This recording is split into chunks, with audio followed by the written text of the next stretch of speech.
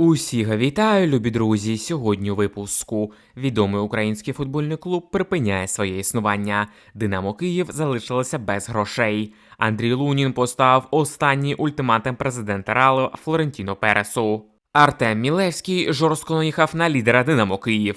Любі друзі, ну а перш ніж розпочати наш новий випуск, хотілося привітати кожного з вас з Новим роком. Хотілося б також подякувати кожному глядачу за те, що він був в цьому році з каналом Football Days. Ну а найголовніше – побажати кожному з нас миру та злагоди в новому році.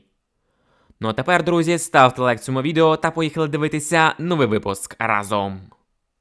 Стало відомо, звідки Михайло Мудрик отримав свій допінг. Колишній журналіст Ігор Бурбас поділився інформацією щодо позитивної допінг-проби вінгера Челсі та збірної України Михайла Мудрика. За даними з його джерел, в таборі збірної України Мудрику в коліно поставили ін'єкцію у вигляді стовбурових клітин. Вони слугують для регенерації всіх і особливо пошкоджених клітин організму. Це були стовбурові клітини, взяті з корови. В цій корові до цього міг знаходитися мельдоній. Ін'єкцію проводив фізіотерапевт збірної України Іван Поробія. Також джерело зазначає, що це єдина ситуація, яка вирізнялася із всього іншого, що відбувалося із Мудриком за останні півроку. Тепер через корову Мудрику загрожує дискваліфікація на 4 роки. Значимо, що, за словами Бурбаса, Мудрик звертався до допомоги до президента УАФ Андрія Шевченка. Але Андрій Шевченко після дзвінка Мудрика самоусунувся і зник. Не передзвонив, зворотного зв'язку з Михайлом у нього не було. Андрій Лунін поставив жорсткий ультиматум президенту клубу Флорентіно Пересу. Український воротар Андрій Лунін розмірковує над тим, щоб залишити мадридський клуб. Лунін дав чітко зрозуміти керівництву Галактикос, що хоче отримувати більше ігрового часу. А якщо Варшкові продовжить контракт з Тібо Куртуа, то українець шукатиме новий клуб. Реал готовий розпрощатися з Луніним, якщо клубу надійде хороша фінансова пропозиція. Відзначимо, що в цьому сезоні Лунін провів 5 матчів за Реал, пропустив 8 голів та двічі відіграв на 0. Друзі, а чи треба, на вашу думку, Луніну покидати Реал? Напишіть в коментарях під цим відео. На лідера Шахтаря з'явився ще один претендент з американської ліги. За інформацією українських джерел, Олександр Зубков близький до переїзду в МЛС. Зазначається, що до футболіста проявляє дуже предметний інтерес один із клубів МЛС. Відомо, що ця команда зробила вже 2-3 пропозиції Шахтарю. Востаннє американці запропонували за Олександра Зубкова понад 5 мільйонів євро. При цьому раніше сам Зубков натякнув на перехід до чемпіонату Туреччини, коли лекнув пост турецького Трабзонспору. Відзначимо, що у нинішньому сезоні Зубков провів 19 матчів за Шахтар, забив 7 голів і зробив 6 асистів. Динамо Київ може отримати суперпідсилення. Ангольський нападник польської Гелонії Афіміко Пулулу перебуває в шорт-листі київського Динамо, повідомляє телеграм-канал Інсайд від Пасічника 2.0.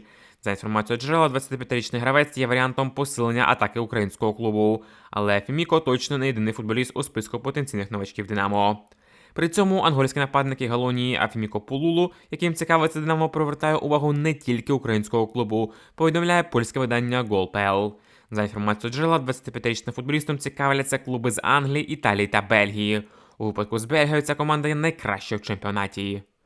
Відзначимо, що в поточному сезоні Афіміко Пулулу забив 5 голів і віддав 1 асист у 6 матчах Ліги Конференції за польський клуб. Всього він провів 29 матчів на клубному рівні, забив 12 голів і віддав 3 асисти. Екс-тренер Шахтаря пішов у відставку. Мілан оголосив, що відправив у відставку головного тренера команди Пауло Фонсеки. Про це повідомляє офіційний сайт італійського клубу. Новим головним тренером міланського клубу стане Серджіо Консейсао, якщо не відбудеться чогось чрезвичайного. Нагадаємо, колишній коуч Шахтаря очолив італійську команду влітку. Його найкращим досягненням у сезоні є перемога над мадридським Реалом в Лізі чемпіонів. В останньому своєму матчі 29 грудня Мілан Фонсеки вдома зіграв 1-1 з Ромою нашого Артема Довбека, який, до речі, відзначився асистом в цьому матчі. Відзначимо, що після 17 зіграних матчів Мілан йде 8-м в турнірній таблиці чемпіонату Італії, а тому причини звільнення Фонсеки досить зрозумілі. Результату просто немає. Легенда Динамо Київ Артем Мілевський зробив чергову неоднозначну заяву. Колишній форвард Динамо Артем Мілевський розкритикував нападника київського клубу Владислава Ваната за анекдот про нього. Нагадаємо, після одного із матчів Динамо Владислав Ванат розповів анекдот про Артема Мілевського. Журналіст спитав у Ваната, яка відстань від стадіону Лобановського до найближчого караоке-бару. На що Ванат відповів «Міля». Це дуже не сподобалося самому Мілевському, який вже неодноразово це нагадав Ванату. Цитуємо екс-легенду Динамо. Якби я сказав те саме, так пожартував би про, умовно кажучи, Лужного або Белькевича, мені б голову знесли просто за такий жарт. Це недоречне. По-друге, неповажно. Він мені не кум, він мені не Алієв, він мені не приятель, він мені ніхто. Але повинна бути якась повага. У нас різниця у віці дуже велика. Для мене субординація дуже важлива.